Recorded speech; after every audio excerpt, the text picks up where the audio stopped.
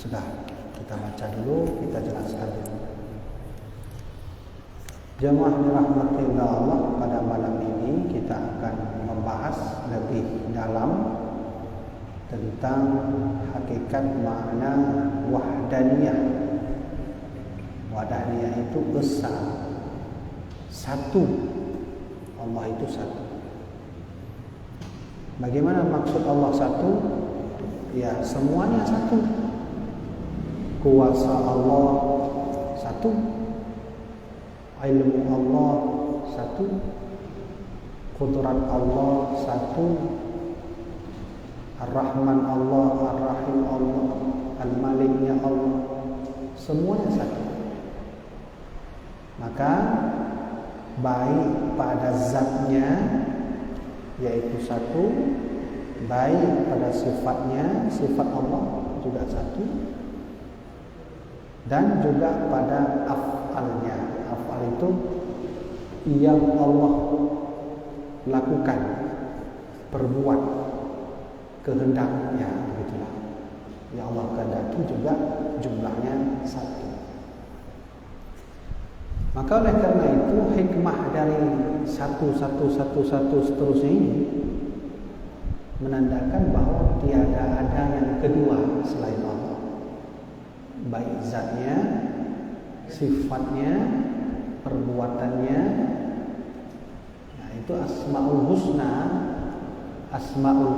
yang ada di dalam Al-Quran itu semuanya wahdaniyah, satu. Nah, misalnya contoh Ar-Rahman, Ar-Rahim, Al-Malik, Al-Qudus, As-Salam, semuanya satu, semuanya wahdaniyah. Nah, jadi akidah yang seperti ini untuk bisa kita ambil sebagai pelajaran agar tidak lagi kita menganggap yang kedua selain Allah. Apapun itu, sempat terlintas ada yang kedua selain Allah, mufakat, ittifaq ulama, dia sudah kafir. Kalau begitu, kita beri contoh. Terlalu takut terhadap lapar juga bisa mengakibatkan kafir kita. Terlalu takut terhadap penyakit juga bisa membawa kekafiran kepada kita. Terlalu takut terhadap situasi, kondisi, gempa, bencana, azab, itu juga mengakibatkan kekafiran terhadap kita. Maka sangat cocok contohnya seperti corona kemarin. Ya, penyakit corona ya. Allah Subhanahu wa taala berfirman, "Wa lanabluwakum minal khaufi wal ju'." Allah itu menguji kalian dengan rasa takut. Rasa takut itu cuma satu, wahdaniyah, nggak ada lain. Nah, sekarang kita belajar angka satu. Nah, malam ini kita belajar hakikat satu, hakikat angka satu. Apa itu satu? Ya, semuanya satu. Kepada siapa yang satu? Kepada Allah yang Maha Satu. Jangan anggap yang lain selain Allah. Terlalu takut terhadap corona itu sudah membuat angka dua terhadap yang satu. Itu kafir hukum. Ya kan? Takut terlalu kepada tak ada duit, tak ada uang, itu juga melebihi takut terhadap yang haknya satu. Takut kita, takut angka satu kepada siapa? Hanya kepada Allah. Nah, kan? Jadi tak perlu ditakuti di dunia ini kecuali hanya kepada Allah. Tak perlu kita takut terhadap tak makan juga kecuali karena Allah. Ya, benar kan? Jadi oleh karenanya di malam yang berbahagia ini Angka 1 ini adalah angka menang, angka mutlak, angka yang kuat, angka yang tidak akan pernah tertandingi oleh siapapun. Okay? Angka 1 ini angka yang paling ajaib. Kenapa? Kalau angka 1 berdiri sendiri, tak ada angka yang lain, sudah menang, selesai. Tapi jika ada angka 1 digandengkan 1, ini yang terjadi masalah nanti. 1 yang sebelah kanan mengandung kelebihan, 1 yang sebelah kiri mengandung kelemahan. Ini lebih, ini kurang, ini panjang, ini pendek, ini warna, ini tidak berwarna, ini jadi masalah. Nah, oleh karena itu, bagaimana caranya dalam hidup kita, angka 1 itu hanya 1. Kepada siapa? Kepada Allah yang Maha Satu. Tidak ada takut kecuali Allah. Tidak ada kemiskinan kecuali Allah. Tidak ada kaya kecuali Allah. Tidak ada keimanan kecuali Allah. Tidak ada segala sesuatu kecuali Allah. Tidak Tuhan kecuali Allah. Gitu kan? Nah, oleh karena itu almarhum Abu Syekh Muhammad Wali ketika menulis kitab Tanwirul Anwar, beliau menulis dengan rinci terhadap kalimat la ilaha illallah. Tiada Tuhan selain Allah. Nah, mari kita malam ini, saya akan tulis di papan tulis, kita belajar hakikat angka 1. Ya, pada kalimat la ilaha illallah. Ya, coba ya, kita akan lihat lebih dalamnya. Ini ada kalimat la ilaha illallah. Ya. Najilah. Nadu tulisan. Dengar. Warna lain tu.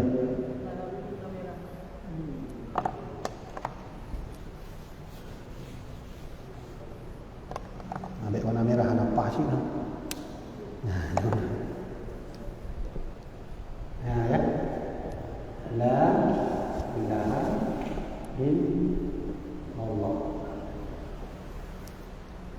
Nah, mari kita belajar wahdaniyah. Wahdaniyah dalam kalimat la ilaha illallah.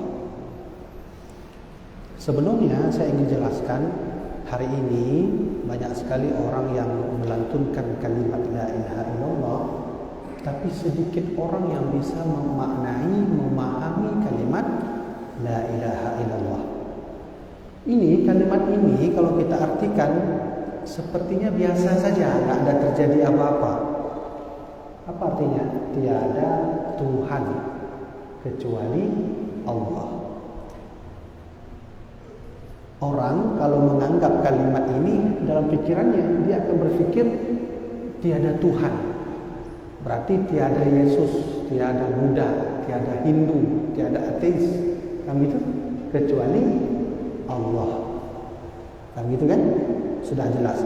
Padahal itu bisa lebih dalam lagi maknanya. Hari ini Tuhan ini bukan hanya nisbahnya kepada yang bersifat ilahiyah atau ketuhanan. Saya jelaskan sedikit. Biasanya ilaha ini Tuhan yang kita maksudkan di sini apa? Yesus, Tuhan Buddha, gitu kan? Tuhan Hindu, Tuhan siapa lagi? Konghucu. Kan begini pemahaman kita. Padahal maksud dari ilaha ini bisa lebih luas maknanya.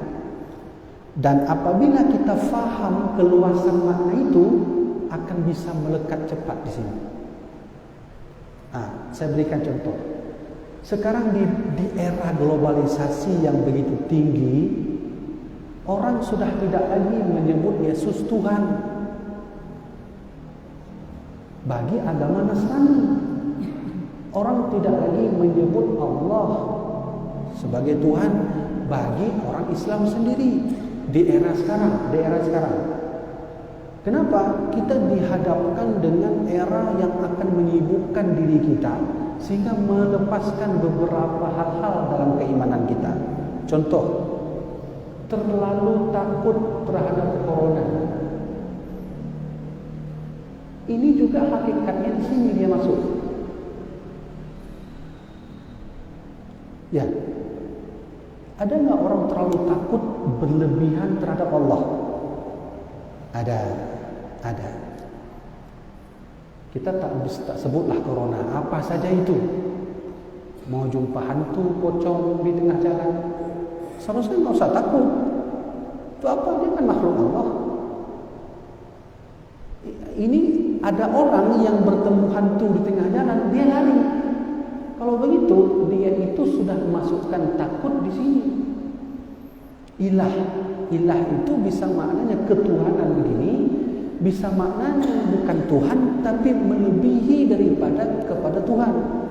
Takut berlebihan, sudah berlebihan sehingga tidak takut lagi kepada Allah. Ini juga namanya ilah. Ini dijelaskan oleh Abu Yamdawali dalam kitab Tanwirul Anwar.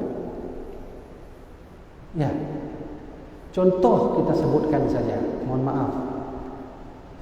Ketika dulu kita sedang mengalami musibah adanya virus corona itu, kita disuruh oleh pihak aparat dan pemerintah untuk pakai masker, ya kan?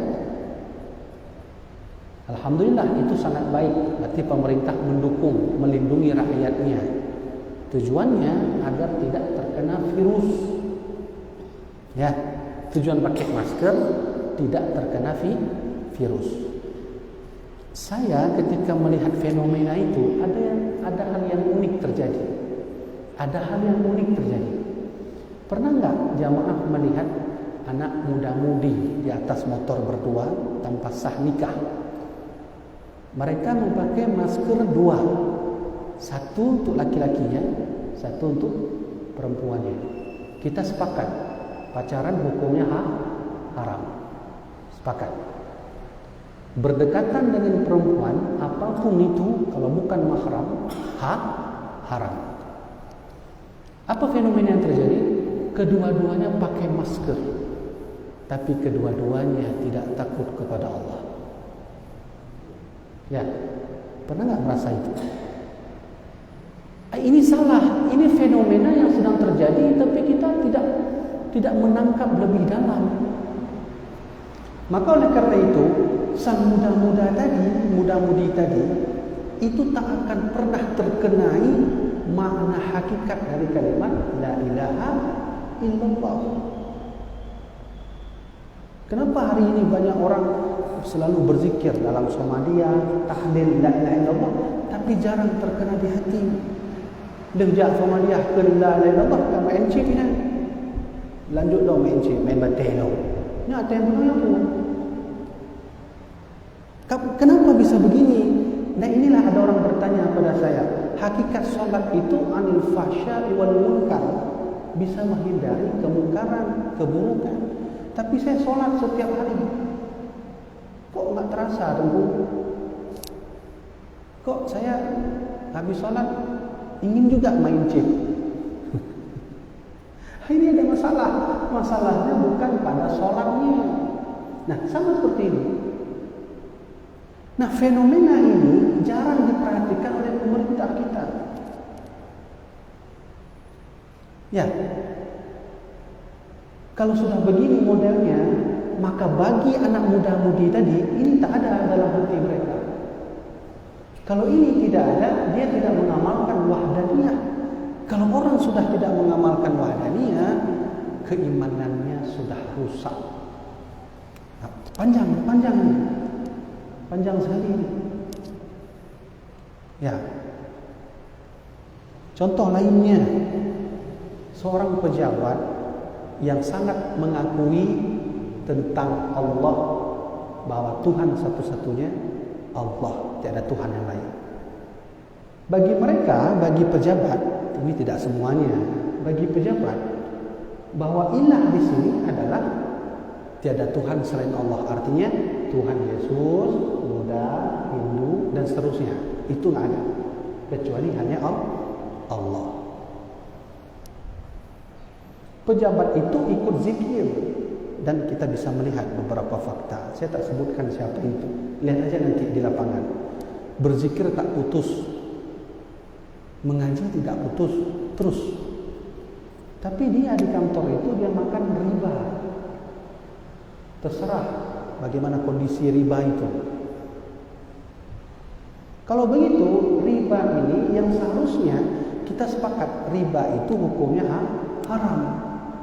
Tak ada ulama lain bilang riba boleh. Sepakat ulama, haram. Apa bedanya makan duit 2 miliar dengan duit 2.000? Sama aja, sama-sama riba ini. Manyawan tak enggak lucu 2 miliar itu juga. Kalau begitu, riba ini dia mengaji, dia ikut zikir, riba dia jalan terus. Kalau begitu, bagi sang pemakan riba, ketika mengucapkan ini tak ada ini.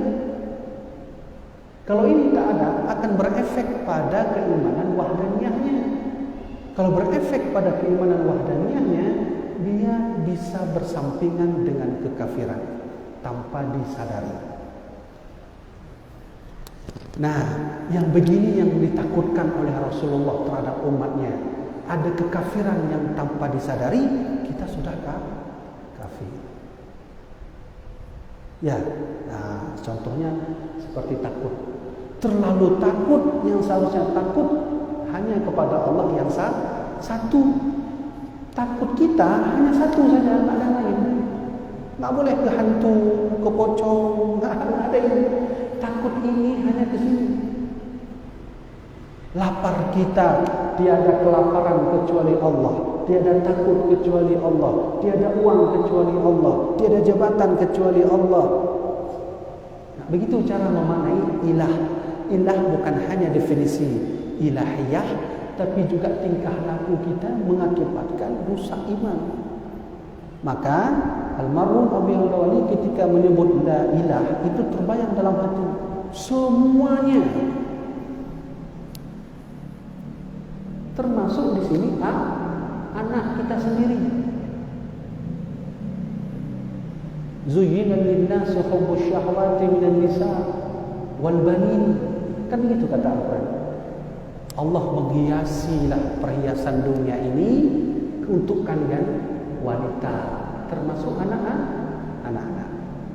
Sepakat, terlalu mencintai anak bisa mengakibatkan kekafiran. Wah, kok bisa? Contoh, seharusnya anak ini kita harus sayangi. Ya, betul. Tapi ada satu yang harus kita sayangi, tak boleh ada bandingannya. Kepada siapa? Kepada Allah. Kalau ada yang kita sayangi melebihi sayang kita kepada Allah, akan berefek pada wahdaniyah.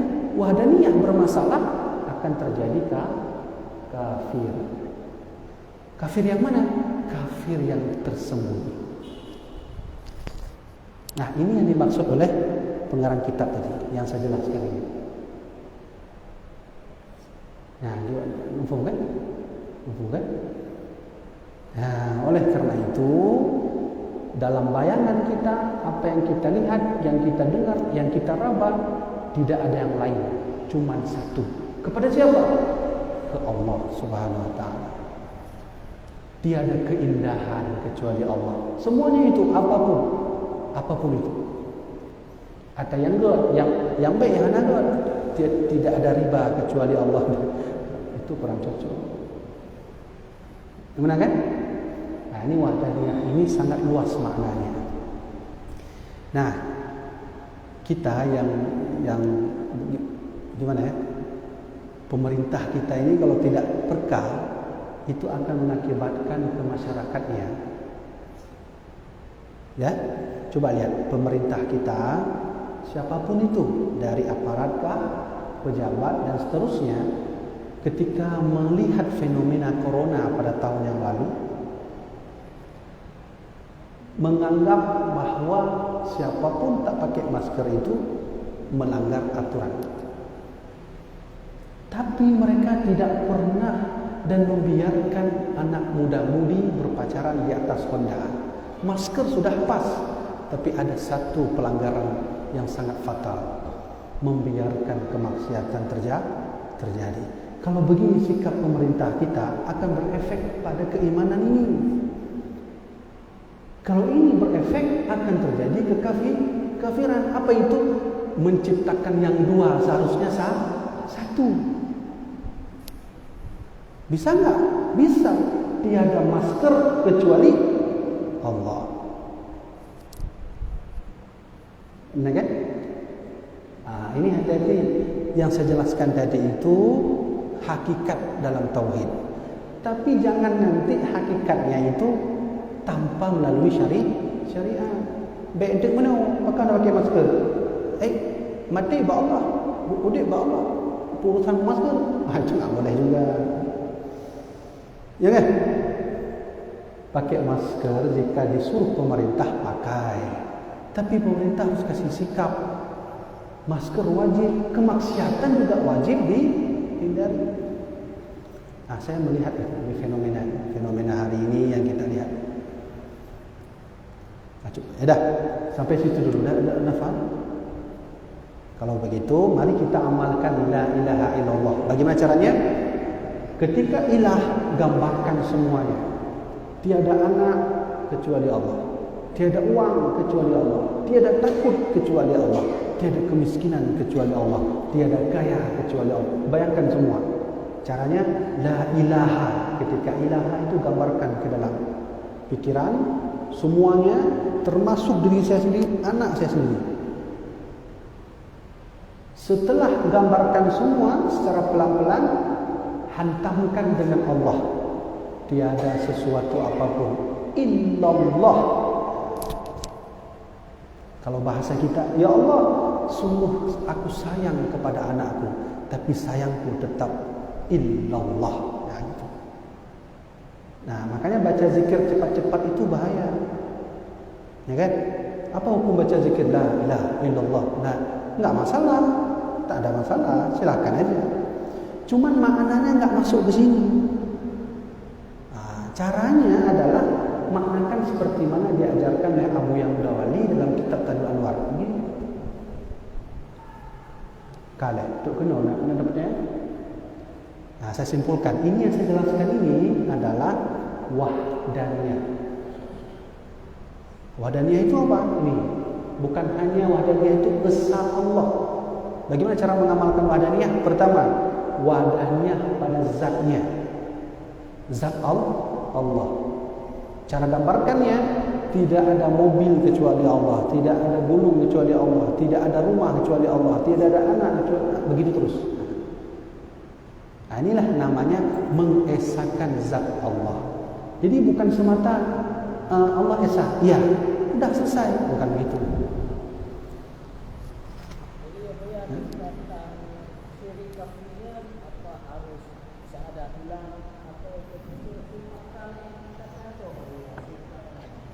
Ya.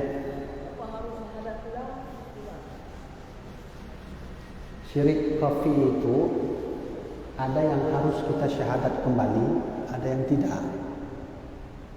Pada pertemuan yang lalu kita sudah jelaskan.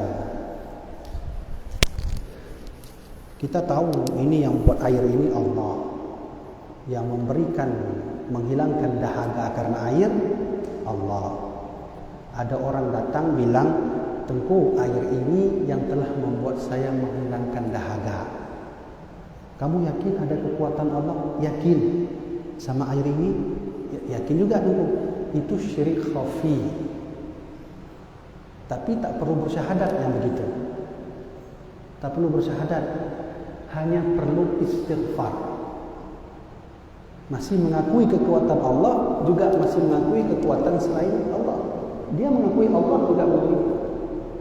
Yang perlu taubat, dia hilangkan Allah, dia tampakkan zat selain Allah. Contoh, kamu kenapa minum kopi? Enggak tidur tadi malam? Iya nih, enggak tidur. Kenapa? Minum kopi. Oh, bukan karena Allah, bukan karena kopi. Itu perlu syahadat. hati-hati. Nah, mana? Baik, kita baca satu lagi. Nah, jadi wahdaniyah itu kan terbagi tiga. Ada wahdaniyah pada zat Allah, ada wahdaniyah pada sifatnya.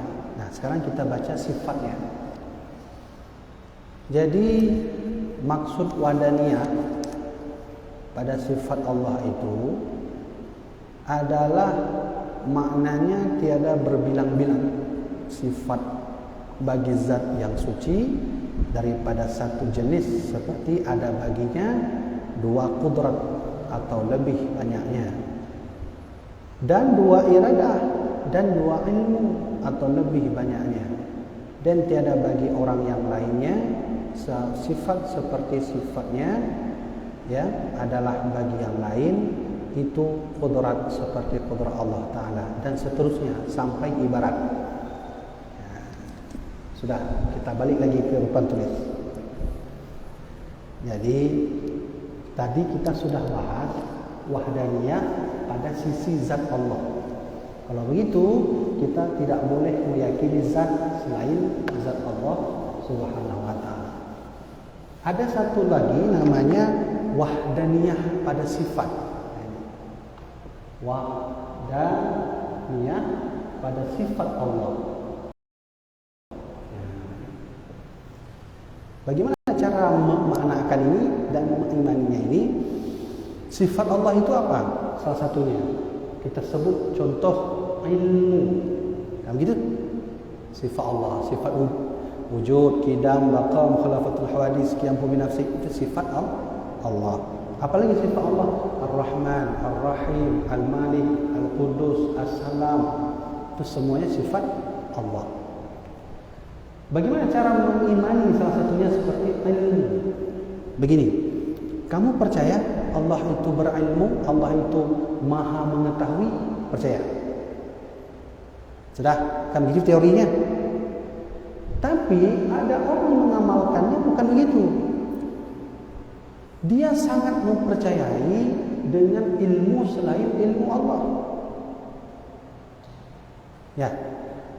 Biasanya adalah sekarang orang pakai dukun. Dia punya kelebihan mengobati orang. Ketika mengobati orang, itu hatinya menganggap ilmunya itu lain daripada ilmu Allah. Maka dia itu belum wahdaniyah pada sifat.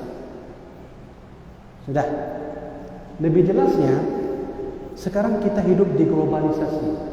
Perkembangan zaman terus maju, terus besar. Ada satu ilmu yang disebut ilmu pasti, ya kan? Ilmu pasti. Saya nggak tahu siapa yang buat pertama kali ilmu pasti dan kenapa harus sebut pasti. Ya, ilmu pasti itu yang seingat saya ada beberapa buah. Pertama, ilmu matematika, ya kan? Yang guru sekolah, mohon maaf kalau salah saya. Ini, yang saya tahu ini, ada lagi mungkin. Ilmu pasti itu ilmu matematika. Ayo kita main pasti. 1 tambah 1, 2. Pasti kan? Pasti. Sekarang pertanyaannya, apakah ini pasti bagi Allah? 2 ini? Nah, gimana tuh? Kemanapun kita bertanya, mau dosen, anak TK, anak SD, anak kuliah, pasti jawabnya 1 tambah 1, 2. Ilmu pasti. Sekarang saya mau tanya, dengan ilmu Allah pasti atau tidak? Gimana? Dengan ilmu Allah pasti atau tidak? Ini pertanyaan besar di sini. Oh iya ya, kok bisa gitu ya? Nah, kalau sudah begini modelnya 1 tambah 1, 2, matematika ilmu pasti. Kalau ini sandarkan ke maha pengetahuan Allah, ini nggak ada. Nah, sudah. Sekarang begini cara mengimankannya. Jangan menganggap sesuatu itu pasti terjadi dalam sikapnya. Sikap adalah ilmu selain daripada Allah, sehingga melebihkan ilmu Allah. Orang kalau ditanya satu tambah satu tidak mungkin tidak. Punya orang kendai, ibu kamu yang dia kamu abangnya. Masa salah tu dia bukan. Semua manusia mengatakan ini pasti. Hati-hati. Kalau ini menganggap pasti ini, sampai ini menganggap ini pasti, maka kita sudah tidak lagi mengesahkan ilmu Allah. Tadi kan saya tanya, kalau 1 tambah 1 2, pertanyaannya, 2 di sisi ilmu Allah, pasti atau tidak? Ya, coba. Ini iman yang menjawab, bukan ini lagi, ya kan? Ya kan? Kalau 1 tambah 1, ini yang jawab atau ini yang jawab? Logika yang menjawab. Tapi kalau 1 tambah 1 sama dengan 2 di sisi ilmu Allah, bukan ini lagi yang jawab, ini. Ya, ayo kita sebutkan bukti contoh saja. Ilmu pasti yang bisa matematika, fisika, itu adalah ilmu yang akan menghitung segala gerak, energi, dan segala sesuatu yang terjadi di bumi. Kan begitu? Jatuhnya daun itu terhitung, ada nilai fisikanya. Ya. Lakemah gurai semula itu. Jatuhnya daun itu ternilai nilai fisikanya, matematikanya. Meluncurnya mobil itu rumus fisikanya keluar. Berarti ilmu pasti dihitung kecepatannya, beratnya, sampainya berapa kilometer per jam, dihitung secara fisika dan matematika. Pasti. Maka oleh karena itu tidak perlu jauh. Saya mau tanya 1 tambah 1 2 pasti kan gitu. Sekarang pertanyaannya, siapa yang bisa melihat dan menghitung Isra Mi'rajnya Rasulullah sallallahu alaihi wasallam? Bisa secara matematika? Bisa secara fisika? Atau bisa dihitung 1 tambah 1 2 pada Isra Mi'raj? Enggak bisa. Nabi Muhammad berangkat setelah Isya, sepertiga malam itu, menuju ke Allah, jumpa Nabi Adam, Nabi Idris, Nabi Musa, ke surga, ke neraka, jalan-jalan, ke Sidratul Muntaha, hanya butuh waktu 7 jam. Kecepatan burak itu bisa nggak dihitung dengan ilmu pasti? Coba bayangkan, burak dari Masjidil Haram ke Masjidil Aqsa cuman butuh waktu perjalanan 0,01 detik. Itu saya hitung. Ini saya pernah menghitung, saya duduk warung kopi, saya penasaran berapa sih jarak perjalanan burak dari Masjidil Haram ke Masjidil Aqsa. Saya ambil rumus kecepatan cahaya, karena selama ini kecepatan cahaya yang paling tinggi, tak ada kecepatan selain kecepatan cahaya. Dengan rumus kecepatan cahaya, maka jarak burak dari Masjidil Haram ke Masjidil Aqsa hanya butuh waktu 0,01 detik. Bayangkan bagaimana cepatnya burak menuju dari bawah ke Sidratul Muntaha. Maka tunggu-tunggu sekalian, ini tak berlaku lagi untuk Isra Mi'raj. Kalau begitu, masihkah pasti ini di sisi ilmu Allah? Ya, hati-hati. Hati-hati. Kalau begitu, ilmu pasti sesungguhnya tidak pasti. Dah, sekarang ayo kita simpulkan. Kalau begitu, bagaimana cara mengamalkan? Saya harus mengesahkan sifat Allah. Mudah saja. Anggaplah satu selama-lamanya kepada Allah, tak ada yang dua. Selesai. Ilmu Allah satu, tak ada ilmu lain. Ar-Rahman Allah satu, tak ada Ar-Rahman lain. Ar-Rahim Allah satu, tak ada yang lain. Begitu saja. Saya nggak tahu siapa yang pertama kali sebut ini pasti matematika. Di sekolah dulu waktu saya baca-baca buku itu matematika ilmu pasti. Kenapa nggak pasti? Gimana tidak pasti? 1 tambah 1 2.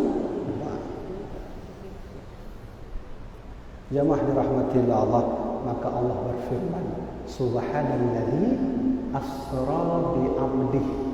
Asra. Allah menggunakan kalimat asra.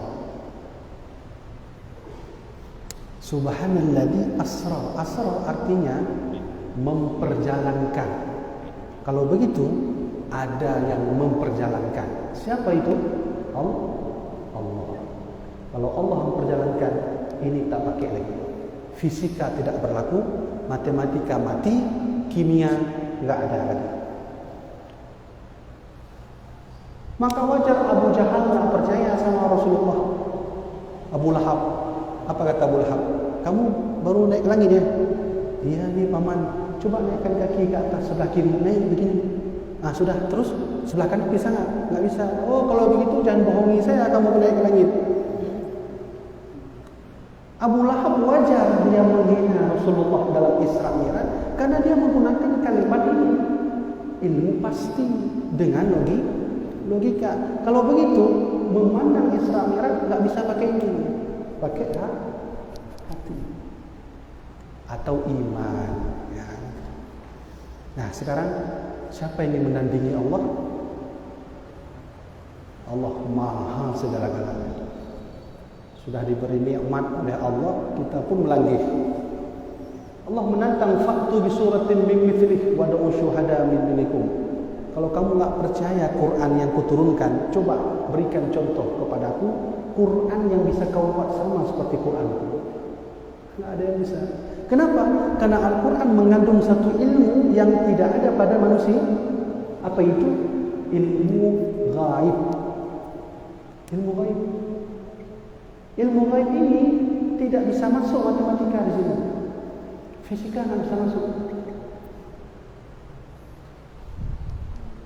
Andai semua orang berkumpul membuat Al-Quran, ada yang ahli sastra, ada yang ahli bahasa Arab, ada yang ahli bahasa seterusnya, berkumpul buat Al-Quran, mungkin bisa-bisa saja ada tandingan Al-Quran. Tapi ada satu ilmu yang tak ada pada manusia, ilmu gaib. Gaib yang sudah terbelakang, gaib yang akan terjadi. Coba, ada enggak rumus yang bisa menghitung sesuatu yang akan terjadi? Ilmu matematika, ilmu fisika yang bisa kita hitung yang akan terjadi? Enggak ada. Al-Quran punya itu. Mana contohnya? Wa taral jibal la tamurru marra sahab wa hiya tamurru marra sahab. Jangan kau kira gunung itu berjalan menetap. Jangan kira gunung itu menetap, tapi gunung itu berjalan seperti awan berjalan. Pada masa Rasulullah ini tidak ditemukan. Masa Nabi Muhammad ilmu geografi belum ditemukan. Lalu bagaimana cara mereka mengimankan ini? Dengan iman hati. Karena kita hidup di abad ke-21, ilmu teknologi itu semakin berkembang. Alat arkeologi ditemukan, alat geografi ditemukan, sehingga hari ini ternyata gunung berjalan 1 tahun 3 cm. Itu sudah jelaskan oleh Allah 1400 tahun yang lalu. Nah, saya ingin bertanya, adakah rumus pasti matematika yang bisa hitung sesuatu belum terjadi? Nggak ada. Baik kan? Kita simpulkan. Kalau begitu, yang pertama, mari kita esahkan Allah zatnya. Tidak ada zat yang lain kecuali Allah. Yang kedua, mari kita esahkan sifatnya. Tidak ada sifat yang lain apapun itu kecuali Allah Subhanahu wa taala. Sudah selesai. Ya, jamaah dirahmati Allah. Demikianlah kajian yang pada sampaikan. Mudah-mudahan bermanfaat. Ada pertanyaan? Ana, boleh Ana sih. Ya. Tadi kemudian yaitu anak kejin dan laki mah ada sembahyang ini, ada sembahyang tidak tempat lain. Jamaah dirahmatillah Allah, demikianlah dapat kita sampaikan, mudah-mudahan bermanfaat. Wallahu a'lam bishawab. Sallallahu